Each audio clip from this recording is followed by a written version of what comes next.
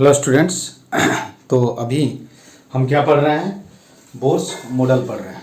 तो Bohr's model में हमने क्या क्या देखा था कि बोर्स ने क्या बताया था कि जब भी क्या होगा, इलेक्ट्रॉन जो है क्या होता है, इलेक्ट्रॉन जो होता है न्यूक्लियस के अराउंड क्या होता है, सर्कुलर पाथ पे क्या होता है, मूव करता है। और जब इलेक्ट्रॉन किसी पार्टिकुलर ऑर्बिट में रेडिएट करता है तो उसका एनर्जी जो होता है वो क्या होता है, कांस्टेंट होता है, जिसको हम क्या बोलते हैं, स्टेशनरी ऑर्बिट बोलते हैं। इलेक्ट्रॉन की एनर्जी चेंज कब होती है, एनर्जी चेंज कब होगा, जब क्या होगा, whenever electron jump from one orbit to another orbit, then क्या होगा, एनर्जी क्या होगा, चेंज होगा। तो जब क्या होगा, इलेक्ट्रॉन हायर ऑर्बिट से लोअर ऑर्बिट में क्या करता है, जंप करता है, तो एनर्जी इलेक्ट्रॉन की रिलीज होती है, डिक्रीज करती है, ठीक है। लेकिन व्हेन एवर इलेक्ट्रॉन क्या होगा, और whenever electron jump from lower orbit to higher orbit, तो ये तब होता है जब क्या होगा, इलेक्ट्रोमैग्नेटिक रेडिएशन को क्या करता है, एब्जॉर्ब करता है। तो इसके बेसिस पे there are two types of क्या होता है, hydrogen spectrum. One is called emission spectrum और अनदर कॉल्ड एब्जॉर्प्शन स्पेक्ट्रम। उसको हम क्या करेंगे, बाद में पढ़ेंगे। जब हाइड्रोजन स्पेक्ट्रम पढ़ेंगे तो वहाँ Lyman series, बामर series, Paschen series है ना, पीफंड सीरीज वगैरह के बारे में हम पढ़ेंगे। अभी हम क्या कंसीडर कर रहे हैं, अभी कुछ डेरिवेशन है अपने को कि what is the radius of nth orbit of क्या होगा, nth ऑर्बिट, ठीक है, of an atom, hydrogen like atom. तो यहां हम क्या लिखेंगे, radius of nth orbit of hydrogen like atom, hydrogen like atom.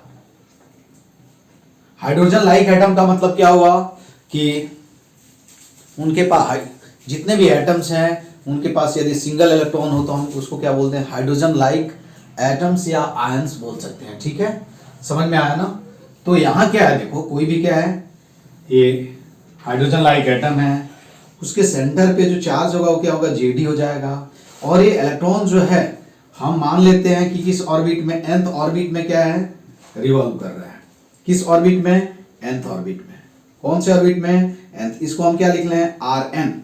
Rn का मतलब क्या हुआ, radius of nth orbit of nth orbit, ठीक है।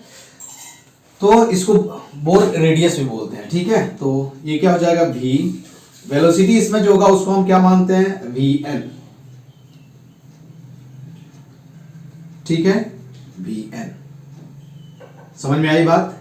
अब देखो यहां क्या लगेगा, कूलम फोर्स लगेगा, कूलम फोर्स लगेगा ना। तो देखो हम पहले यहां लिख देते हैं, Rn का मतलब क्या हुआ, रेडियस ऑफ nth ऑर्बिट, ठीक है। और Vn का मतलब क्या हुआ, velocity of electron in nth orbit, ठीक है। अब कुछ नहीं करना है, देखो दो चीजें अपने को यूज करनी है। पहला क्या है कि total force toward the center will be equal to क्या होगा, मास इनटू सेंट्रीपिटल एक्सीलरेशन। तो देखो total force toward the center क्या हो जाएगा, के जे डी स्क्वायर अपॉन क्या होगा, Rn स्क्वायर इक्वल टू क्या होगा, mvn स्क्वायर अपॉन क्या होगा, Rn, ठीक है। यहां से क्या हो जाएगा, k क्या है, कांस्टेंट है जिसका वैल्यू क्या होता है, 1/4πε0 होता है, या 9 × 10⁹ होता है, ठीक है। तो ये कैंसिल हो जाएगा, ठीक है। तो यहां से हम क्या लिख सकते हैं, के जेड ई स्क्वायर अपॉन क्या लिखेंगे, Rn इज इक्वल टू क्या होगा, mvn स्क्वायर। ये इक्वेशन क्या होगा, 1 हो गया। नाउ फ्रॉम क्या होगा, फ्रॉम क्वांटाइजेशन ऑफ क्या होगा, orbit, sorry quantization of angular momentum क्या होता है, mvn, Rn is equal to क्या होता है, nh/2π। बात समझ में आया। यहां से हम क्या करेंगे, मुझे क्या निकालना है, पहले Rn निकालना है। क्या कैलकुलेट करना है, Rn, radius of nth orbit of nth orbit, है ना। तो अब यहां से हम क्या करेंगे, देखो Vn का वैल्यू रख लेते हैं। तो Vn इज इक्वल टू क्या हो जाएगा, देखो तो nh अपॉन क्या होगा, 2π इंटू क्या होगा, m Rn। ये इक्वेशन मैं 3 मान लेता हूं, ठीक है। Now from first and three, now from first and क्या होगा, एंड थ्री, तो वैल्यू रख सकते हो तुम, देखो तो K Z E square upon R N is equal to क्या होगा, देखो एम, ठीक है, एम इंटू वी एन की जगह क्या लिखोगे, N H upon 2 pi M R N square, यही होगा ना, समझ में आया ना, R N square total square कर दो। अब इसको क्या करो तुम, सिंप्लीफाई करोगे, देखो यहां से क्या होगा, K Z E square upon R N equal to, यहां से हम लिख सकते हैं, देखो N square H square upon, ठीक है, 2 पाई एम, ठीक, R N square, R N से आर एन कैंसिल, तो यहां से देखो R N is equal to क्या होगा, N H square upon 2 pi M K E, के जेड ई स्क्वायर, ठीक है।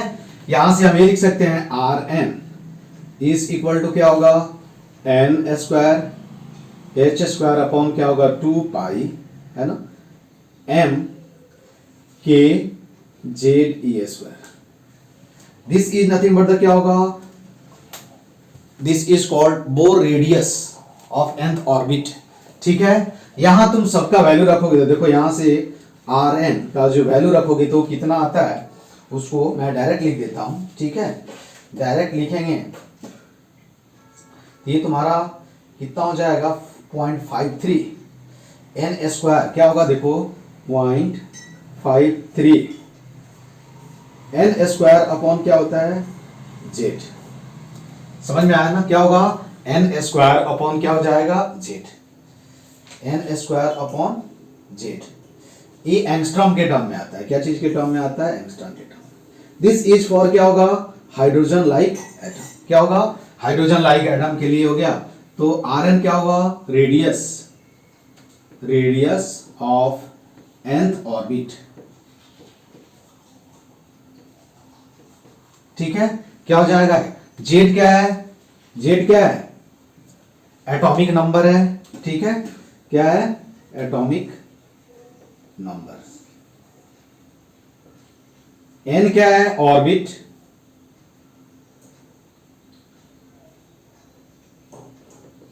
समझ में आया क्या, तो ये तुमको क्या करना है, ये याद रखना है। तो बोर रेडियस nth ऑर्बिट का जो होगा वो क्या हो जाएगा, ये तुम्हारा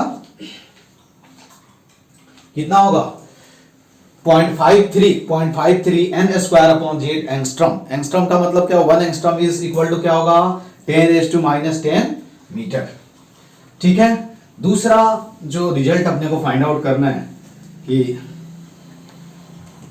वेलोसिटी ऑफ nth ऑर्बिट क्या होगा, velocity, velocity of nth orbit of hydrogen like है, ठीक है, nth ऑर्बिट, सिंपल है।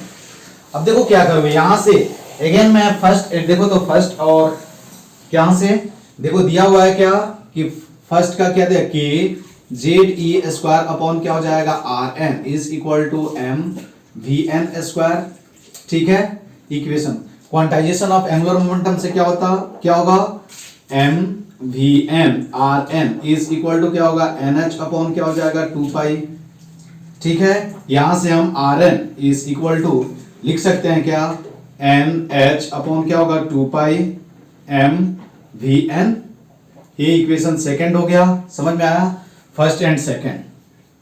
Now from first and second, first and second से जब सॉल्व करोगे, देखो तो आर एन का वैल्यू रख दो, तो कितना हो जाएगा, के जेड ई स्क्वायर अपॉन क्या हो जाएगा, आर एन का वैल्यू क्या है, देखो एन एच इंटू क्या है, 2 pi M V N is equal to क्या है, एम वी एन, समझ में आया बात।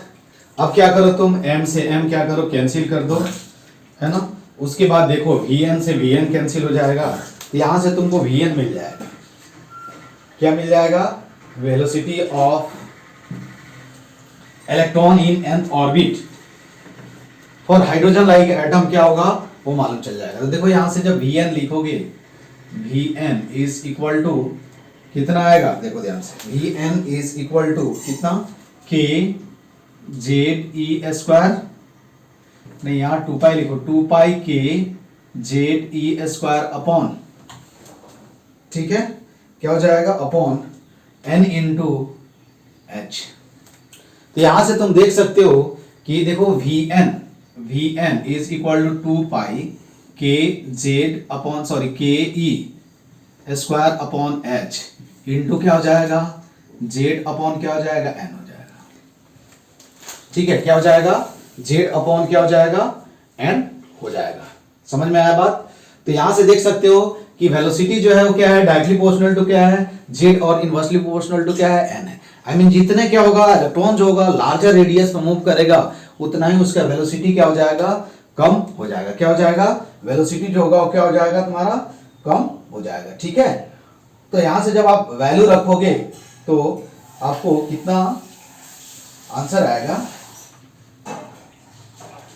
ठीक है, देखो यहां से जब तुम कैलकुलेट करोगे 2 पाई, ठीक है, तो यहां से जब हम कैलकुलेट करेंगे तो ये कितना आता है, 2 पाई, एक मिनट, 2 पाई दिया है ना, देखो ये कितना आएगा, 2 इंटू क्या हो जाएगा, Vn is equal to 2.2 into 10⁻⁶ Z upon क्या होता है, n होता है। ठीक है, क्या होता है, Z upon n। This is velocity of electron in nth orbit, velocity of electron in nth orbit। ठीक है, तो जैसे जैसे क्या करोगे 2.2 इंटू, अब तुम लाइट के स्पीड से क्या कर सकते हो, कंपेयर कर सकते हो। ठीक है, क्या कर सकते हो, कंपेयर कर सकते हो, बता सकते हो कि लाइट के स्पीड से। चलो hydrogen, for hydrogen like atom कभी कभी भी पूछा जाता है, फॉर क्या होगा, फॉर हाइड्रोजन क्या हो जाएगा, for hydrogen, hydrogen Z equal to क्या लिख देंगे 1, और यदि हम n इक्वल टू क्या करें 1 लिख दें तो V1 इज इक्वल टू क्या हो जाएगा 2.2 इंटू 10⁻⁶ क्या हो जाएगा 6 मीटर पर सेकेंड। ठीक है, इसको तुम क्या करोगे, लाइट के स्पीड से कोरिलेट करो। ठीक है, तो अल्फा आई मीन देखोगे कि नियरली क्या हो जाएगा, V upon C, I mean V upon C जो होगा, देखो V1 upon C is equal to 1 upon क्या होगा 30, कितना आता है 137 आता है। तो V1 इज इक्वल टू, कभी कभी भी पूछ देता है 137, ये भी कभी कभी क्या है पूछ देगा कंपेयर करके कि V1 इज इक्वल टू क्या होगा 137 नियरली। ठीक है, ये रेशियो जो आता है, ठीक है, वो क्या ये आता है, ये जनरल क्या है कि हाइड्रोजन लाइक एटम के लिए है। तो हाइड्रोजन लाइक एटम के लिए जितना n बढ़ाओगे वेलोसिटी क्या होगा, कम होगा, जितना z बढ़ाओगे उतना वेलोसिटी क्या होगा, ज्यादा होगा। अब अपने को क्या मिल गया, रेडियस मिल गया, और क्या मिल गया, रेडियस एंड वेलोसिटी मिल गया।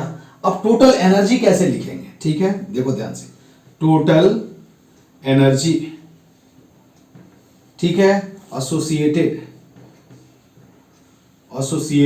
with electron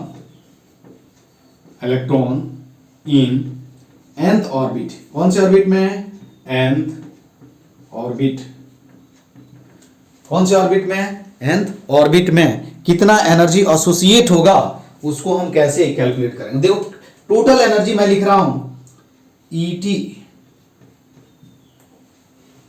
या T भी लिख सकते हैं, टोटल एनर्जी। ठीक है, E stand for energy, T stand for total.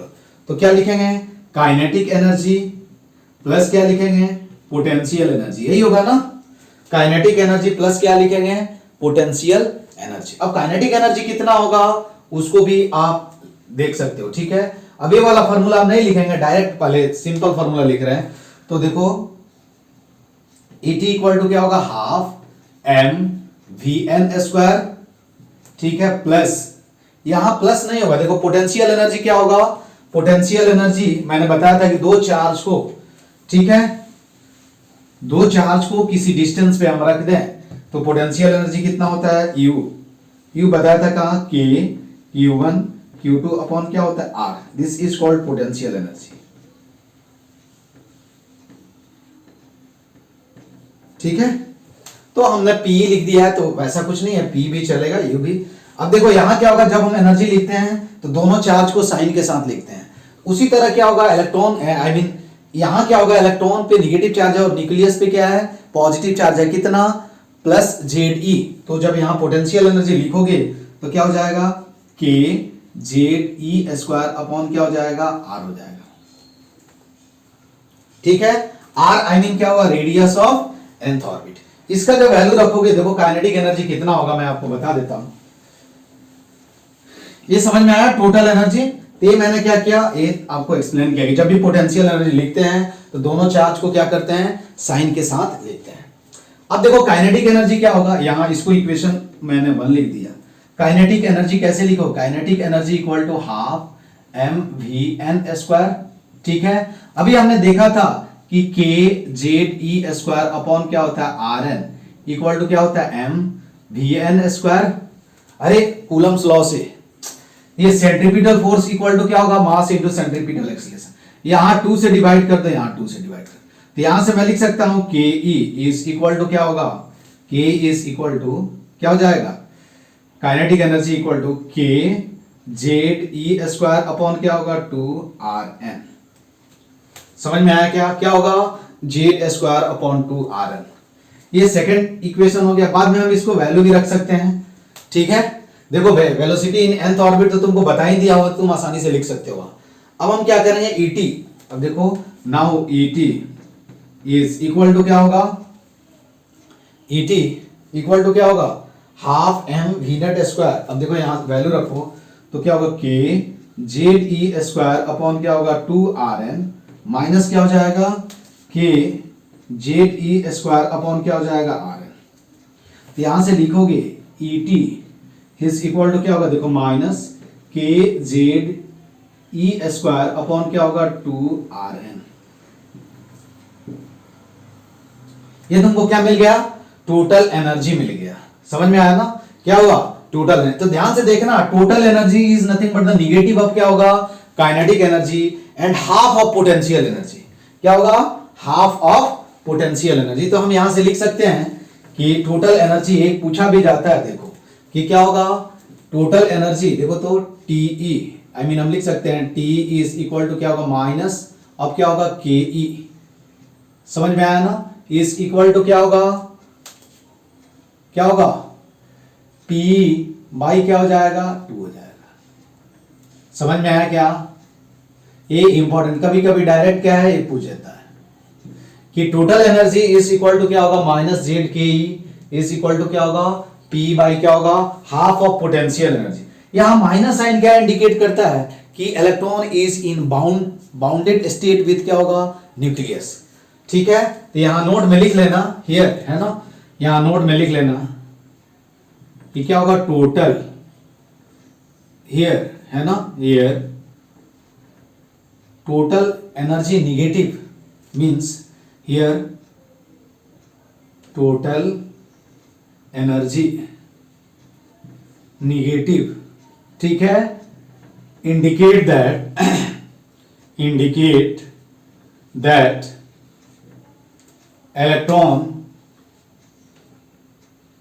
Electron is bounded with क्या होगा, बाउंडेड विथ न्यूक्लियस।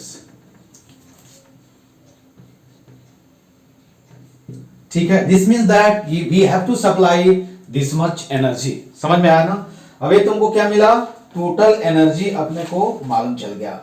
अब हम वैल्यू के टर्म में इसको लिखेंगे तो देखो कैसे लिखेंगे, समझ में आया ना। अब यदि मैं वैल्यू के टर्म में लिखूं तो क्या लिखूंगा बताओ, तुम लोगों को शायद याद भी होगा, क्या होगा बताओ, एनर्जी कितना होगा। अब देखो total energy is equal to कितना हो जाएगा, माइनस 13.6 Z स्क्वायर अपॉन क्या होगा, N स्क्वायर। ये किस में आता है, याद रखना, इलेक्ट्रॉन वोल्ट में। क्या चीज में आता है, इलेक्ट्रॉन वोल्ट में। तो काइनेटिक एनर्जी कोई पूछे nth ऑर्बिट में के ई इज इक्वल टू क्या होगा, तो 13.6 अपॉन 13.6 जेड स्क्वायर अपॉन क्या हो जाएगा, एन स्क्वायर इलेक्ट्रॉन वोल्ट। ठीक है, ये टोटल एनर्जी, काइनेटिक एनर्जी। इसके बाद यदि कोई पूछे कि पोटेंशियल एनर्जी बताओ, तो पोटेंशियल एनर्जी कितना होगा? अरे काइनेटिक एनर्जी और टोटल एनर्जी का देखो इधर से, तो ये कितना हो जाएगा, -27.6 जेड स्क्वायर अपॉन क्या हो जाएगा, एन स्क्वायर। ये वैल्यू क्या करना चाहिए, आपको याद रखना चाहिए।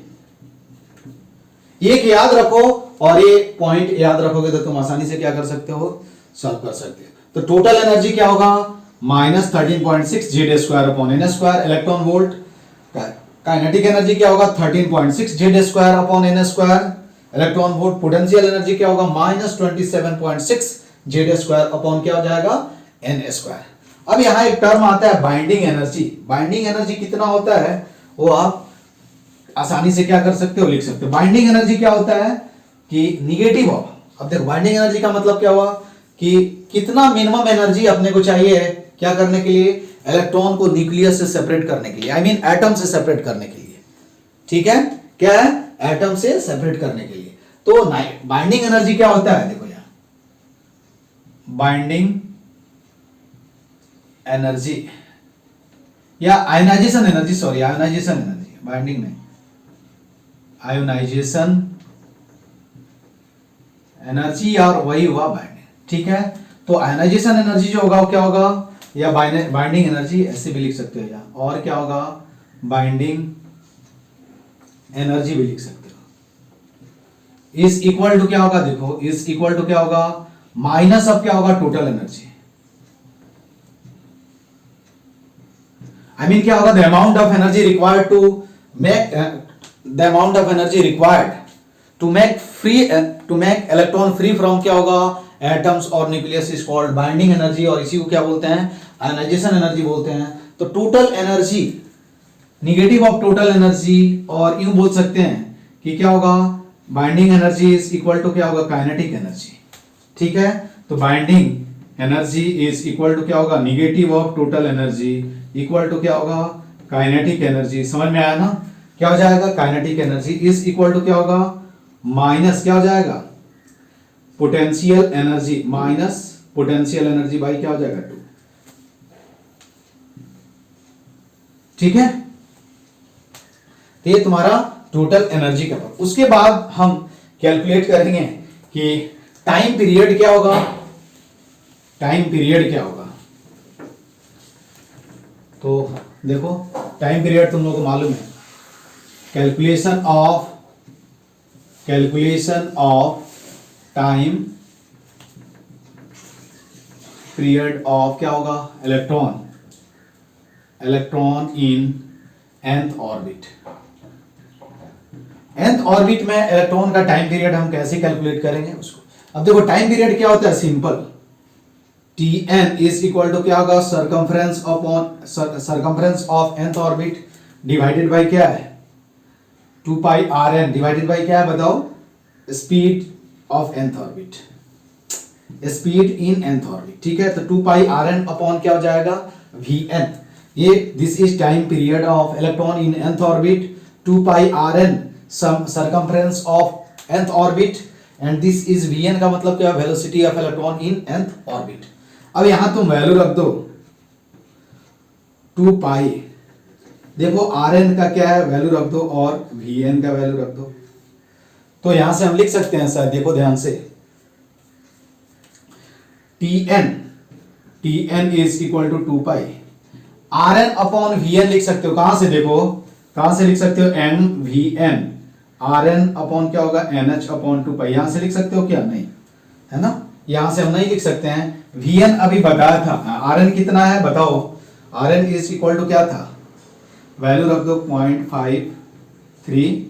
ठीक है, Z अपॉन क्या था, Z upon n into Vn का वैल्यू रख दो, वैल्यू ये रखना Z अपॉन क्या हो जाएगा, I mean n square upon, नहीं ये नहीं था, Rn का वैल्यू क्या था 0.53, Z स्क्वायर अपॉन क्या है n इंटू 2.26 इंटू 10⁻² या 2.2 इंटू 10⁻6 जेड अपॉन क्या था n। ठीक है, अब इसको सिंप्लीफाई करोगे तो ये कितना आएगा वो मैं लिख देता हूं।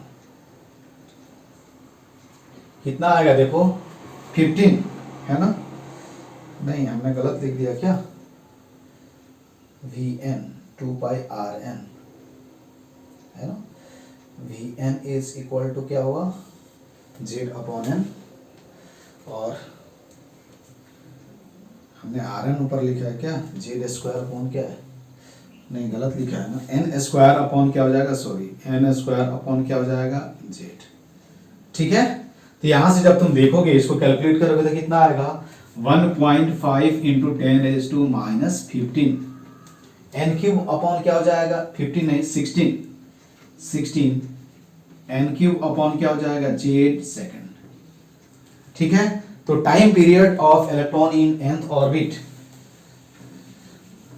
कितना मिला, देखो ध्यान से Tn इज इक्वल टू क्या होगा 1.5 इंटू 10⁻⁻6 n क्यूब अपॉन क्या हो जाएगा Z second.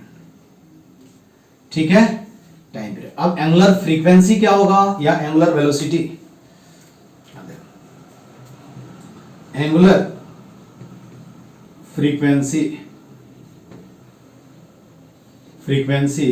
I mean omega is equal to क्या होगा 2 अपॉन क्या होता है Tn, यही होगा, यहाँ वैल्यू रख दो तो 2 अपॉन क्या हो जाएगा, देखो यहां से वैल्यू रख रहा हूं, ठीक है, हो जाएगा 2 Z अपॉन क्या हो जाएगा 1.5 इंटू 10⁻16 रेड पर क्या हो जाएगा सेकेंड। ठीक है, इंटू n क्यूब। इसको जब सिंप्लीफाई करोगे तो एग्जैक्ट वैल्यू मैं बता देता हूं तुमको क्या आएगा 4, ये Z स्क्वायर होगा ना, हाँ यहाँ Z स्क्वायर भी होगा ना, ठीक है Z स्क्वायर लिखेंगे तो ये कितना हो जाएगा 2 आई मीन ये कितना आएगा कैलकुलेट करके 4.459 इंटू 10⁻16 Z स्क्वायर अपॉन क्या हुआ n क्यूब, ये तुम्हारा ओमेगा n मिल गया। कुछ अभी देखो सब रटना नहीं है, केवल तुमको क्या करना है लिख लेना है, यहाँ nth ऑर्बिट लिख लेना। ठीक है, उसके बाद एंगुलर फ्रीक्वेंसी लिख लिए तुम लोग, और क्या लिख सकते हो फ्रीक्वेंसी लिख सकते हो, सिंपल। अब हम आते हैं करंट क्या होगा, करंट ड्यू टू क्या होगा, ड्यू टू मोशन ऑफ क्या होगा इलेक्ट्रॉन इन nth ऑर्बिट। ठीक है, तो I इज इक्वल टू क्या हो जाएगा बताओ, क्या होगा I is equal to charge of electron क्या होता है अपॉन टाइम पीरियड, यही लिखेंगे ना यहां से तुम क्या करो टाइम पीरियड का वैल्यू रख दो। ठीक है, तो करंट कितना होगा वो भी हम लिख सकते हैं, यहां डायरेक्ट बता देता हूं कि करंट जो होगा वो क्या हो जाएगा, यहां से देखो टाइम पीरियड टाइम का वैल्यू है तो तुम वहां से लिख सकते हो। यहां से क्या हो जाएगा, यहां से बेसिकली क्या होगा क्या हो जाएगा E अपॉन क्या होगा 1.5 इंटू 10⁻⁻6। ठीक है, n क्यूब इंटू क्या हो जाएगा Z स्क्वायर। तो यहां से हम बोल सकते हैं कि करंट जो होगा वो क्या होगा डायरेक्टली प्रोपोर्शनल टू क्या होगा Z स्क्वायर अपॉन क्या हो जाएगा n cube.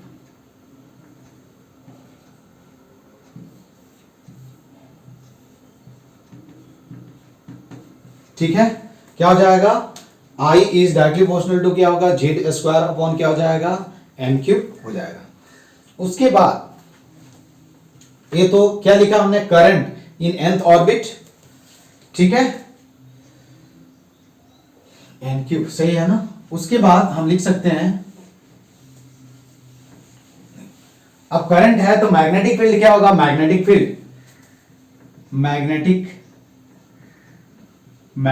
Field due to motion, अब क्या होगा motion of electron in nth orbit. ठीक है, तो मैग्नेटिक फील्ड क्या होता है, देखो मैंने बताया था, यही क्या है, इलेक्ट्रॉन है, ये इसका सेंटर है, सॉरी इलेक्ट्रॉन नहीं, ये न्यूक्लियस है, आई मीन ये एटम है। ठीक है, ये एटम है, इसमें क्या कर रहा है, इलेक्ट्रॉन nth ऑर्बिट में क्या कर रहा है, सर्कुलर पाथ में मूव कर रहा है। ठीक है, तो इसकी वजह से क्या होगा, एक एवरेज करंट इधर क्या हो जाएगा, डेवलप हो जाएगा I। अब सेंटर पे मैग्नेटिक फील्ड लिखना है, तो B at C is equal to क्या होगा बताओ, म्यू नॉट I अपॉन क्या होगा, 2R होगा, यही होगा ना यार, अरे mu naught I upon 2RN, यही होता है ना, शायद याद रखना, तुम याद करना। और यहाँ मैग्नेटिक फील्ड का डायरेक्शन किधर होगा, इनटू द क्या हो जाएगा, बोर्ड हो जाएगा, तो यहाँ क्रॉस साइन लिख सकते हैं। ठीक है, अब यदि मैग्नेटिक फील्ड मालूम चल गया कहाँ, सेंटर पे, तो हम क्या कर सकते हैं, magnetic field due to motion of electron in nth orbit, यहां लिख लेना at the centre of the क्या होगा, एटम। ठीक है, यहां लिख ऑर्बिट एट C। उसके बाद हम क्या लिखेंगे, मैग्नेटिक मोमेंट। देखो तो मैग्नेटिक मोमेंट कैसे लिखेंगे, मैग्नेटिक मोमेंट, यार क्या होता है मैग्नेटिक मोमेंट, क्या होता है magnetic moment, mu is equal to क्या होता है, pi r N square into क्या हो जाएगा I, यही होगा ना, magnetic moment of electrons in क्या होगा, nth orbit, magnetic moment of electron in nth orbit. यहां से तुम क्या करोगे, वैल्यू रख दोगे, तो क्या हो जाएगा तुमको, मैग्नेटिक मोमेंट और क्या होगा, मैग्नेटिक मोमेंट इक्वल टू क्या होगा, पाई आर एन स्क्वायर इंटू क्या हो जाएगा I क्या है करंट, आर एन क्या है रेडियस, और पाई तो आपको मालूम है। अब nth ऑर्बिट में करंट कैसे लिखेंगे मैंने बता दिया, अब क्या करोगे, आर एन रख दो यहाँ, रेडियस ऑफ nth ऑर्बिट, पाई का वैल्यू आपको मालूम है, तो यहां से आपको क्या मिल जाएगा, मैग्नेटिक मोमेंट मिल जाएगा। ठीक है, तो आपको क्या करना है, अब एक क्या होता है, तो इसमें क्या है, इतना ही क्या है रिजल्ट है, जो आपको क्या करना है, माइंड में रखना है। क्या क्या यार, रिजल्ट याद रखना है कि रेडियस ऑफ nth ऑर्बिट का फॉर्मूला क्या होगा, radius I mean velocity of electron in nth orbit में क्या होगा, टोटल एनर्जी का फॉर्मूला क्या होगा, काइनेटिक एनर्जी का फॉर्मूला क्या होगा, है ना। तो हम क्या करेंगे, कैसे हम कैलकुलेट करेंगे, सिंपल ए मेथड, दो ही मेथड याद रखना है, एक क्या लिखना है, total force toward the centre is equal to mass into centripetal acceleration, और दूसरा जो कॉन्सेप्ट है क्वांटाइजेशन ऑफ क्या होगा, angular momentum, I mean MVR is equal to क्या होगा, NH अपॉन 2 पाई। उसके बाद जितने रिजल्ट्स दिए हुए हैं वो सारे रिजल्ट तुम खुद से डिराइव कर सकते हो। ठीक है, इस जितने भी रिजल्ट को दिया हुआ है उसको तुम खुद से क्या कर सकते हो, डिराइव कर सकते हो। ठीक है, अब एक क्वेश्चन मैं बता रहा हूं, है ना, जो बहुत ही इंपॉर्टेंट क्वेश्चन है और पूछा भी जाता है। ठीक है, देखो क्या है, पहले ही मैं बता देता हूं, इसमें दिया है क्या, नहीं होगा तो दिया जरूर होगा।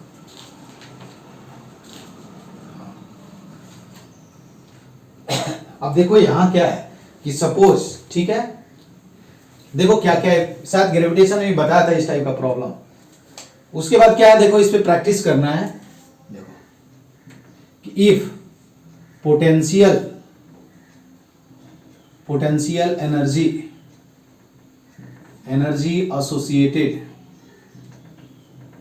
associated with electron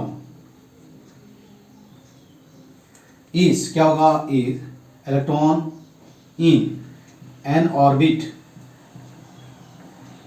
is क्या है, is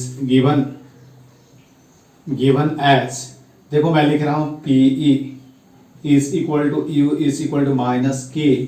ठीक है, R के पावर क्या है, N, क्या है, R के पावर N, वेयर N क्या होगा, N कुछ भी हो सकता है। ठीक है, K क्या है, तुम्हारा कांस्टेंट है, K क्या है, कांस्टेंट है, R क्या है, रेडियस ऑफ क्या है, ऑर्बिट। ये अच्छा क्वेश्चन है, समझ में आया ना। I mean if potential energy associated with electron in n orbit is given as, ये दिया हुआ, देन क्या करना है आपको, देन फाइंड, सब कुछ फाइंड आउट करना है। फाइंड ए में क्या है, फाइंड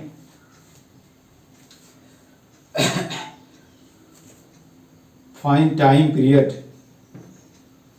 सबसे पहले फाइंड वेलोसिटी, वेलोसिटी ऑफ क्या होगा इलेक्ट्रॉन, ठीक है। बी क्या है टाइम पीरियड, ठीक है। क्या होगा velocity of electron time period, बस दो ही कैलकुलेट करो।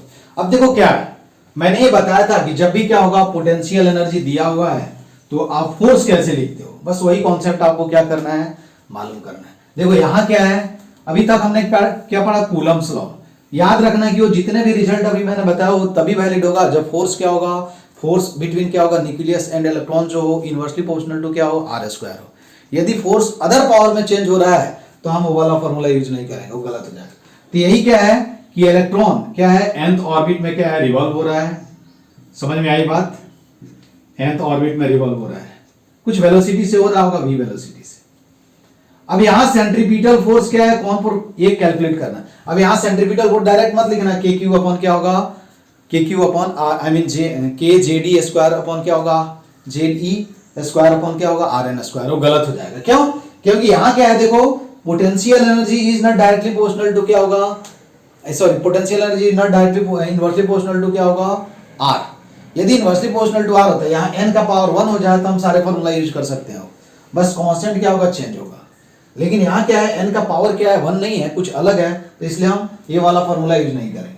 अब देखो क्या होगा f इज इक्वल टू क्या होता है माइनस डी अपॉन क्या होता है डी आर होगा। तो f यहां से तुम कैलकुलेट कर सकते हो कितना होगा बताओ, माइनस के अपॉन क्या हो जाएगा डी ऑफ आर के पावर माइनस एन अपॉन क्या होगा डी आर। इसको लिखोगे तो क्या लिखोगे एन के अपॉन क्या होगा आर के पावर माइनस एन प्लस क्या हो जाएगा 1, यही होगा, ठीक है। ये बात समझ में आया, मैंने क्या किया डिफरेंशिएट कर दिया। तुमको क्या मिल गया, सॉरी यहां ये प्लस हो जाएगा गलत लिख दिया, ठीक है। ये क्या हो गया अब तुमको फोर्स मिल गया। अब देखो यहां फोर्स क्या है वाला नहीं है, n इक्वल टू 1 होता तो इनवर्स स्क्वायर लॉ वैलिड होता, लेकिन ये इनवर्स स्क्वायर लॉ का मतलब क्या होगा force is inversely proportional to क्या होगा आर स्क्वायर। तो यहां से हम लिख सकते हैं देखो F इज इक्वल टू क्या मिला n के अपॉन क्या हो जाएगा r के पावर क्या हो जाएगा n प्लस 1, यही होगा ना। तो n इंटू एन के पावर क्या होता है माइनस 1 होता है, सही है, ठीक है। अब ये फोर्स मिल गया, यही फोर्स यहां क्या कर रहा है सेंट्रीपिटल फोर्स प्रोवाइड कर रहा है, सॉरी सेंट्रीपिटल फोर्स। तो हम क्या लिखेंगे m v स्क्वायर अपॉन क्या हो जाएगा r। तो यहां से तुम लिख सकते हो कि v जो होगा वो क्या होगा, देखो v इज इक्वल टू क्या हो जाएगा v, ठीक है, v square is equal to क्या होगा देखो तो n k, ठीक है, अपॉन m r के पावर क्या हो जाएगा r के पावर माइनस n। समझ में आया क्या बात, अरे ये समझ में आई बात। देखो यहाँ n का वैल्यू रखो, हमने क्या किया इसको इधर ले गए तो ये पावर कैंसिल हो जाएगा और तुम्हारा क्या हो जाएगा ये आंसर हो जाएगा, ठीक है। यहां से तुमको ये मालूम चल जाएगा कि Vn is directly proportional to क्या होगा r के पावर माइनस क्या हो जाएगा माइनस n बाई क्या हो जाएगा 2। Velocity of electron in nth orbit क्या हो जाएगा इज डायरेक्टली प्रोपोर्शनल टू क्या होगा r के पावर माइनस n बाई 2। अब तुम क्या करोगे टाइम पीरियड कैलकुलेट करना है तो t इक्वल टू क्या लिखोगे 2 पाई r अपॉन क्या लिखोगे v n, यहां वैल्यू रख दो तो देखो 2 पाई, ठीक है, n k अपॉन क्या हो जाएगा m, नहीं हमने यहां से 2 पाई r अपॉन क्या हो जाएगा n k अपॉन m, ठीक है, के पावर 1/2 इंटू क्या लिखेंगे r के पावर माइनस 1/2, ठीक है, माइनस r के पावर माइनस n/2। अब तुम यहां से देख सकते हो कि t square is directly proportional to क्या हो जाएगा n प्लस 2/2 हो जाएगा, क्या देखो n r के पावर n प्लस 2 बाई क्या हो जाएगा 2, n प्लस 2 बाई, अरे ऊपर ले जाओ 10/2 प्लस क्या हो जाएगा 2। अब n का यहाँ कोई वैल्यू रख दो, तुमको क्या मिल जाएगा, आंसर मिल जाएगा। ठीक है, क्या मिल जाएगा, आंसर मिल जाएगा। यहाँ टोटल एनर्जी मिल गया, काइनेटिक एनर्जी भी लिख सकते हो, पोटेंशियल एनर्जी भी लिख सकते हो, और जो भी पॉइंट है उसको लिख सकते हो। तो ठीक है, तो इससे रिलेटेड आज इतना ही। कल हम क्या पढ़ेंगे, हाइड्रोजन स्पेक्ट्रम के बारे में पढ़ेंगे कि एमिशन स्पेक्ट्रम क्या होता है, एब्जॉर्प्शन स्पेक्ट्रम क्या होता है, उसके बारे में डिटेल में हम पढ़ेंगे। तो आज की क्लास में बस इतना ही। तुम इस पे क्या करो, प्रैक्टिस करते रहो। ठीक है, ओके, थैंक यू।